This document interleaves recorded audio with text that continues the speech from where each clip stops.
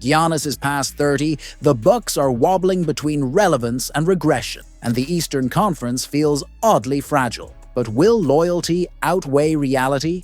And then happened the unexpected. Boston emerged not just as a bidder, but as the most dangerous solution for both sides. From Giannis's perspective, the pitch is brutal and simple. Immediate contention, no waiting, no soft rebuild. Pairing him with Jayson Tatum and Jaylen Brown would create a physical and tactical nightmare. 3 elite two-way forces: size, speed, shot creation, defense. But Siraka Giannis would join a rival he battled for years, or would winning erase old grudges? Executives around the league quietly admit something uncomfortable. Boston can sell a future and still dominate the present. That leverage changes everything. For Milwaukee, this is not just a trade. It is a controlled reset. Boston can offer unprotected first-round picks, swaps stretching deep into the next decade, and young rotation players who actually play winning basketball. Peyton Pritchard is not a throw-in.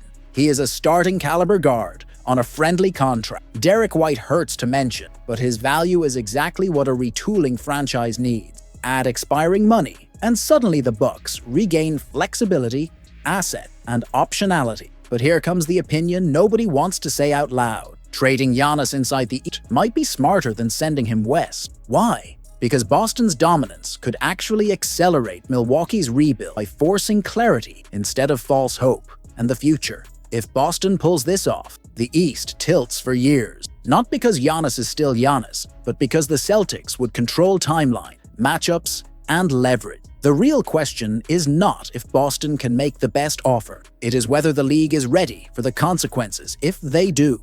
Is Boston quietly admitting that its biggest weakness could decide its season? Because if the latest league whispers are true, the Celtics' trade deadline strategy is no longer a mystery. It is a warning sign. NBA insider Jake Fisher has been blunt in private conversation. Rival executives keep hearing the same thing. Boston is hunting for a big man, not as a luxury, as a necessity. And then came the uncomfortable part. Anfernee Simons has become the clearest trade lever on the roster. This is where the tension starts. Even with Jayson Tatum sidelined as he grinds through recovery from a devastating Achilles injury, Boston has refused to collapse. Jaylen Brown has absorbed the leadership burden. Derek White has stabilized after a shaky start. The system still works.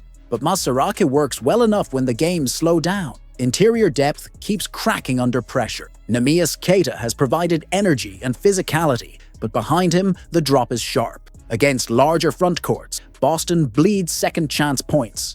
Playoff teams will hunt that weakness relentlessly, and the front office knows it. That explains why Simons' name refuses to disappear from trade talks. His contract gives Boston a rare salary slot that can actually move. The problem is brutal. Around the league, Simons is no longer viewed as a positive asset. That means any center upgrade likely demands draft capital or an ugly contract attached. And here is the spicy truth nobody wants to say. This is exactly the kind of gamble contenders must make to survive. Boston does not need to rush, but patience has limits. Standing still risks wasting prime seasons from Brown and White, while Tatum heals. Overpaying risks long-term flexibility. So what nobody Esperava era this. The Celtics may be forced to choose between future comfort and present survival. Is Boston about to outsmart itself at the trade deadline? Because the latest rumor linking the Celtics to a Simons for Malik Monk framework feels less like opportunity and more like a trap disguised as action. On the surface, the idea sells itself. Monk is under contract beyond this season. His annual number looks manageable, and his shooting percentages pop on highlight graphic. But dig deeper, and the logic collapses fast. This is not asset optimization. This is panic trading. Anfernee Simons, even with his uneven perception around the league, gives Boston something far more valuable than Monk ever could: flexibility. His expiring contract is a clean escape hatch in a cap environment that is tightening by the week. Monk, meanwhile, locks Boston into money through 2027, capped by a player option that screams leverage, not value. Masaraki committing long-term money to a streaky guard is how contenders stay flexible. Recent context makes this even uglier. Boston just saw Monk up close, and the result was silence. 6 minutes, 0 impact. That alone does not define a player, but it reinforces a concern front offices quietly share. Monk's production fluctuates wildly, and his defensive limitations are not theoretical, they are exploitable. Simons, for all his flaws, offers steadier shooting volume, stronger on-ball defense, and a wingspan advantage that actually shows up in deflections and positioning. He is younger, more adaptable, and far more likely to age gracefully into a secondary role next to Jayson Tatum and Jaylen Brown. Here is the uncomfortable opinion. Monk is the type of player teams acquire when they are unsure who they are. Boston knows exactly who it is. A contender managing timelines, contracts, and postseason matchup. Keeping Simons preserves option. Trading him for Monk closes doors. Whether Boston flips Simons later, lets the deal expire, or re-signs him at a mid-level range, every path beats locking into Monk's volatility. The real disaster is not missing a trade. It is making the wrong one and pretending it was progress. Is New York quietly admitting a mistake before the rest of the league forces their hand? Because once Guerschon Yabusele's name surfaced on the trade market, the signal was loud and uncomfortable. This is not about tweaking a contender. This is about damage control. The Knicks signed Yabusele hoping his Olympic momentum and recent NBA return would translate into reliable front-court depth. Instead, the experiment collapsed fast. Limited minutes, minimal production.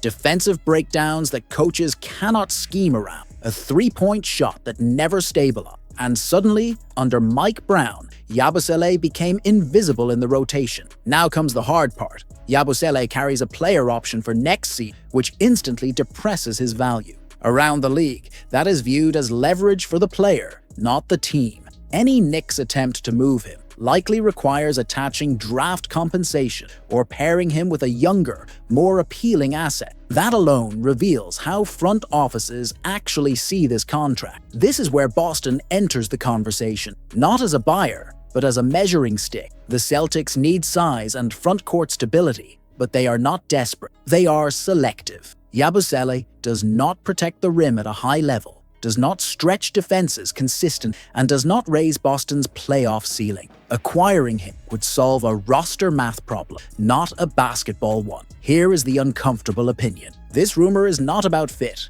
It is about financial survival. New York is hard-capped, stuck at 14 roster spots, and searching for flexibility behind Jalen Brunson. Yabusele is simply the most movable mistake, not a piece with strategic value. Boston already knows this story. They drafted Yabusele. They tested the upside. They moved on. The Celtics are chasing marginal edges that matter in postseason matchup, not familiarity or sunk cost experiment. If New York has to pay to move Yabusele, the real takeaway is clear. This is not a missed opportunity for Boston. It is a warning sign for the Knicks. And as the standings tighten in the East, that difference in direction could matter more than any single trade.